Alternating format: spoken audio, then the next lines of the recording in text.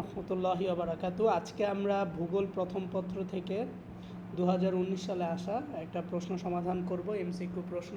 So এই প্রশ্নটা যদি একটু ভালো করে তোমরা সমাধান করো আমাদের সাথে, আশা করছি যে তোমরা বুঝে যাবা যে তোমাদের পরীক্ষায় কোন কোন প্রশ্নগুলো পরীক্ষায় আসে। সো আমাদের প্রথম যে প্রশ্ন সেটা আমি যদি তোমাদেরকে একটু বলি তাহলে তোমরা বুঝতে পারবে। সেটা হচ্ছে নদীর গভীরতা বৃদ্ধির কারণ কোনটি। একটা নদীর গভীরতা কেন বৃদ্ধি পায়? 1 নাম্বার হচ্ছে পার্শ্ব ক্ষয়ের ফলে, 2 নাম্বার তলদেশের ক্ষয়ের দরুন, স্রোতের বেগ কমলে, নাকি ঢাল হ্রাসের ফলে। অর্থাৎ কোনটা হবে, এই উত্তরটা তোমরা একটু কমেন্টসে প্রথমে জানিয়ে দিবা। সো এখানে দেখো, নদীর গভীরতা বৃদ্ধি হয়। নদীর গভীরতা বৃদ্ধি হয় কারণ হচ্ছে যখন দেখবা যে নদীর তলদেশে অনেক বেশি ক্ষয় হয়ে যায়, বা হচ্ছে দেখবা যে অনেক সময় মাটি খনন করা হয়। সো এই মাটির খনন করবে যখন, তখনই কী হয়, নদীর গভীরতা বৃদ্ধি পেয়ে যায়। সো তাহলে অ্যান্সার হচ্ছে খ, তলদেশে ক্ষয়ের দরুণতার কারণে। দেন আমাদের 2 নাম্বার যে প্রশ্নটি আছে সেটা যদি আমরা একটু দেখি, 2 নাম্বার প্রশ্ন। সো এখানে একটা চিত্রের কথা বলা হয়েছে এবং এই চিত্রের মধ্যে কিছু অঞ্চলের কথা আছে এখানে। সো আমরা জানি যে কিছু অঞ্চল আছে যেগুলোকে বলা হচ্ছে উপক্রান্তীয়, মেরুক্রান্তীয়, নিম্নক্রান্তীয়, ঠিক আছে, এরকম কিছু অঞ্চল আছে। সো এখানে আমরা দেখতে পাচ্ছি আমাদের বলছে যে এখানে যে চিত্রে ক, অর্থাৎ এই যে ক আছে, এই ক স্থানটাকে আসলে কি বলে, ক চিহ্নিত অঞ্চলটির নাম কি, বা এই চাপ বলয়ের নামটা আসলে কি। সো এই চাপ বলয়ের নামটা হচ্ছে নিরক্ষীয় নিম্নচাপ বলয়, নিরক্ষীয় নিম্নচাপ বলয়, ঠিক আছে। সো এটা মাথায় রাখবা।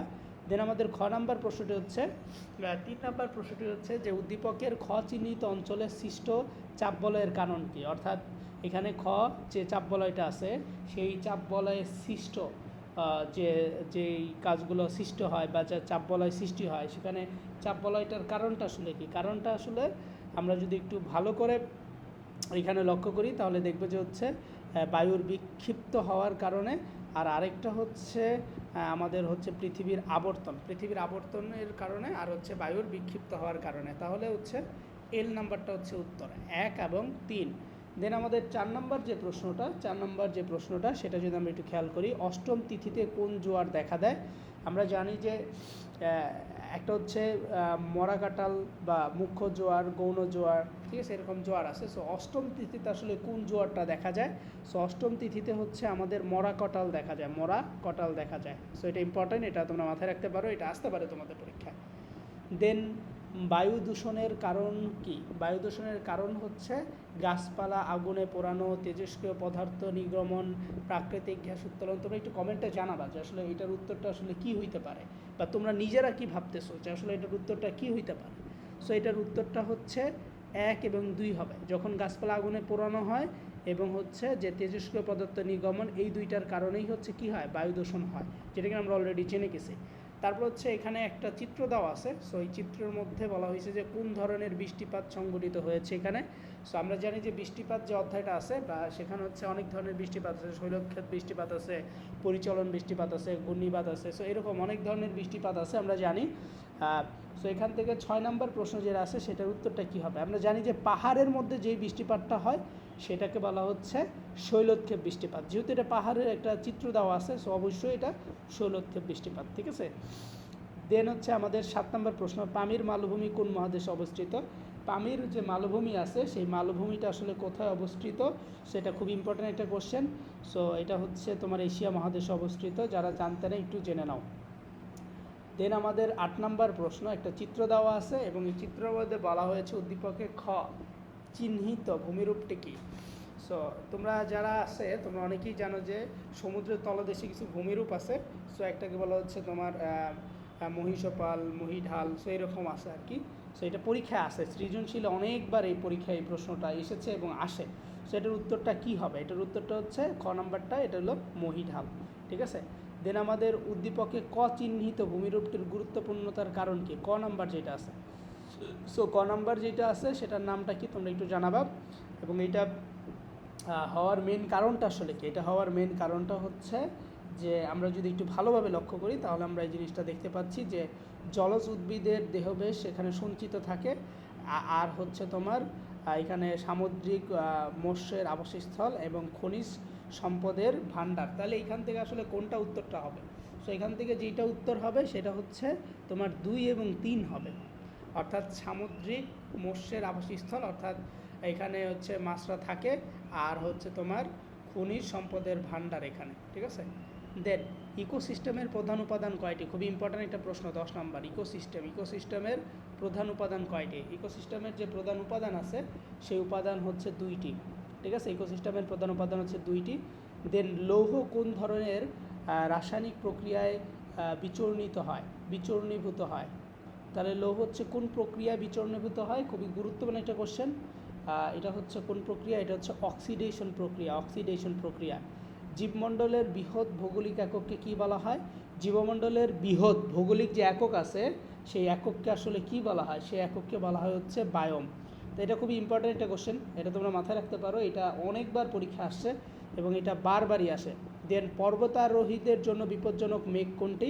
অর্থাৎ যারা পর্বতে আরোহণ করে তাদের জন্য হচ্ছে স্তর মেঘটা হচ্ছে খুবই গুরুত্বপূর্ণ একটা মেঘ এবং বিপজ্জনক মেঘ।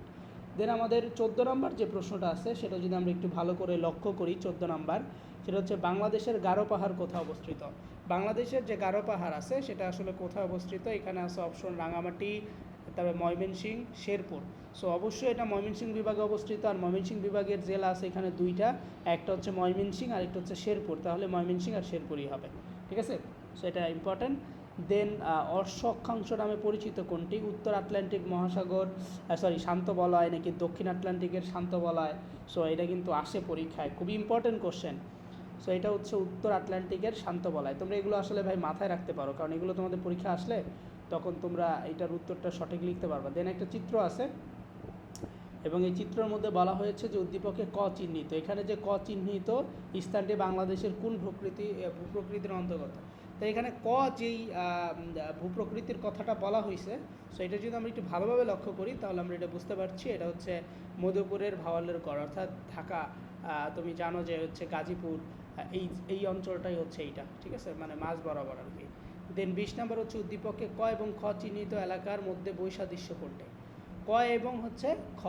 সো ক এবং খর মধ্যে হচ্ছে যে বৈসাদৃশ্যগুলো আমরা দেখতে পাই সেগুলো যদি আমি একটু ভালোভাবে বলি, সেখানে হচ্ছে তোমার 1 নম্বর হচ্ছে বৃষ্টিপাত, মৃত্তিকা এবং উদ্ভিদের 3 দিক দিয়েই হচ্ছে এখানে বৈশিষ্ট্যটা হচ্ছে দেখা যায়, ঠিক আছে, মানে হচ্ছে বৈসাদৃশ্যটা আসলে দেখা যায়। দেন বাড়িমণ্ডলের অন্তর্ভুক্ত কোনটি? বাড়িমণ্ডলের অন্তর্ভুক্ত আসলে কোনটি? এটা খুবই সহজ একটা কোশ্চেন, সেটা হচ্ছে জোয়ার ভাটা। তোমরা যখন বাড়িমণ্ডল মানে হচ্ছে অধ্যায়টি পড়ছো তখন কিন্তু জোয়ার ভাটা সম্পর্কে এখান থেকেই জানতে পারছো। জাপানের ফুজিয়ামা কোন ধরনের পর্বত? খুবই ইম্পর্ট্যান্ট একটা প্রশ্ন। জাপানের ফুজিয়ামা এটা আসলে কোন ধরনের পর্বত? জাপানের যে ফুজিয়ামা আছে এটা হচ্ছে একটা তোমার সঞ্চয়জাত পর্বত। দেন হচ্ছে তোমার যমুনা নদীর উৎপত্তি স্থল কোথায়? যমুনা নদীর যে উৎপত্তি স্থল আছে সেটা হচ্ছে তোমার মানসের সরোবরে অবস্থিত, তাই না? সো দেন হচ্ছে 24 নম্বর যে প্রশ্ন সেটা হচ্ছে গ্রিনল্যান্ড অঞ্চলে কোন ধরনের বায়োম দেখা যায়? গ্রিনল্যান্ড অঞ্চলে যেই ধরনের বায়োমটা আসলে দেখা যায়, সো এটা যদি আমি একটু তোমাদেরকে বোঝাই তাহলে এটা হচ্ছে তুন্দ্রা, ঠিক আছে, এটা ইম্পর্ট্যান্ট। দেন সৌরপদ্মা বলা হয় কোন স্তরকে? সৌরপদ্মা বলা হয় হচ্ছে কোন স্তরকে? এটা হচ্ছে তোমার ওজোন স্তরকে। সো এই ছিল 2019 সালে ভূগোল প্রথম পত্রে আসা কিছু প্রশ্ন। সো যারা এইটা জানতারা, সো যারা খুঁজতেছিলে, ইনশাল্লাহ এই প্রশ্নটির মাধ্যমে তোমাদের অনেক প্রশ্নের সমাধান হয়ে গেল। সো তোমরা সবাই ভালো থাকবা, সুস্থ থাকবা, এবং পরবর্তীতে কোন বোর্ডের এরকম কোশ্চেন সমাধান চাচ্ছ কমেন্টে অবশ্যই জানাবা। সো আসসালামু আলাইকুম রহমতুল্লাহি ওয়া বারাকাতুহু।